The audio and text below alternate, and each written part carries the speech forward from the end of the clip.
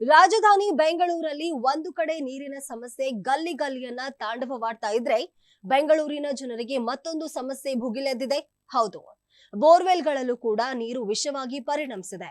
ಬೆಂಗಳೂರಿನ ಸೀಗೆಹಳ್ಳಿಯ ಶಾಂತಿಲಾಲ್ ಲೇಔಟ್ ಜನರು ನೀರಿಲ್ಲದೆ ಪರದಾಡ್ತಿದ್ರೆ ಇರುವ ಒಂದು ಬೋರ್ವೆಲ್ನಲ್ಲಿ ಕಲುಷಿತ ನೀರು ಬರುತ್ತಿರುವುದು ಜನರ ಆತಂಕಕ್ಕೆ ಕಾರಣವಾಗಿದ್ರೆ, ಇತ್ತ ಬಿಬಿಎಂಪಿ ಕಸ ಸಂಗ್ರಹ ಘಟಕದಿಂದ ಅಂತರ್ಜಲ ಮಲಿನವಾಗ್ತಿದೆ ಎನ್ನುವ ಆರೋಪ ಕೇಳಿ ಬರ್ತಿದ್ದು ಜನರು ಕಂಗಾಲಾಗಿದ್ದಾರೆ. ಈ ಲೇಔಟ್ ಹಿಂಭಾಗದಲ್ಲಿ ಬಿಬಿಎಂಪಿಯ ಕಸ ಸಂಗ್ರಹ ಘಟಕ ಇದ್ದು ಈ ಘಟಕದಿಂದ ಅಂತರ್ಜಲ ಕಲುಷಿತವಾಗಿದೆ ಎಂದು ಜನರು ಆರೋಪಿಸ್ತಾ ಇದ್ದಾರೆ. ಅಕ್ಕಪಕ್ಕದ ಬೋರ್ವೆಲ್ಗಳ ನೀರಿಗೆ ವಿಷ ಬರುತ್ತಿದೆ ಎಂದು ಜನರು ಹಿಡಿಶಾಪವನ್ನು ಹಾಕ್ತಿದ್ದಾರೆ. ಇನ್ನು ಕಲುಷಿತ ನೀರಿನಿಂದ ಬಹುತೇಕರಲ್ಲಿ ಚರ್ಮ ಸೋಂಕು ಹೆಚ್ಚಾಗ್ತಾ ಇದೆ. ಸರ್ಕಾರ ಗ್ಯಾರಂಟಿ ಕೊಡೋದು ಬೇಡ, ನಮಗೆ ಶುದ್ಧ ನೀರು ಕೊಡಲಿ ಎಂದು ಆಗ್ರಹಿಸ್ತಾ ಇದ್ದಾರೆ.